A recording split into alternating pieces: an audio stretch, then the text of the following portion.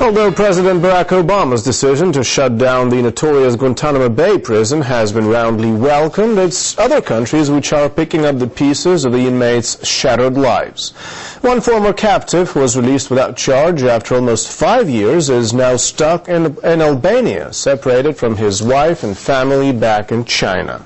Phyllis Lear has the story for us. Abu Bakr Qasim is praying the next chapter of his life will be better than the one he's trying to close.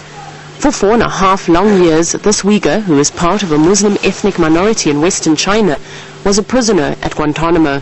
And although today he's finally free of the bars that kept him captive, he's trapped in a different kind of hell. I have not seen my wife for 8 years. When I left home, she was pregnant with our twins. I pray that one day I can hold them. I only have to be patient. There is no other choice. 9 years ago, Abu Bakr says he decided to leave his hometown and travel to Turkey to work. He says it was on this journey he stopped in an Afghan village. It left him in a bad spot at a bad time. 9/11 had just happened, and the United States had begun bombing the Al-Qaeda stronghold in Tora Bora, where Abu Bakr was staying. The Pakistanis arrested me and accused me of being a terrorist. Normally, whenever the Pakistanis would arrest Uyghurs, they'd hand us over to China, who would execute us. So I told them I was an Uzbek. Later I told the Americans the truth. They never tortured us because they were aware of our story. But it still took 4.5 years for Abu Bakr to be found innocent.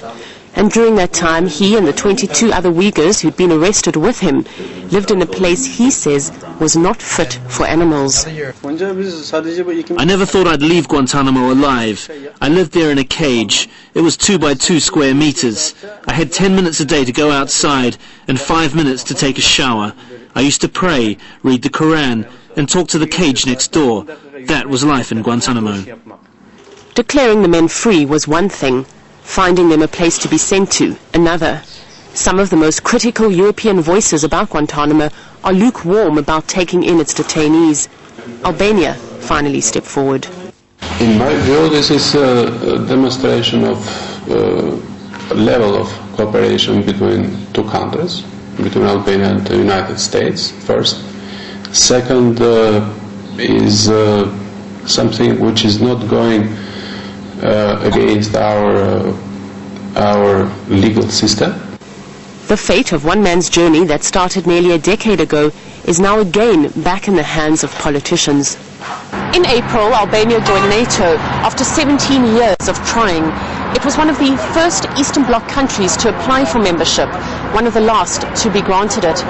The main stumbling blocks were democracy, security reform, and rule of law. But as Albania presents a new face to the world, Abu Bakr is hoping his story will be a part of it.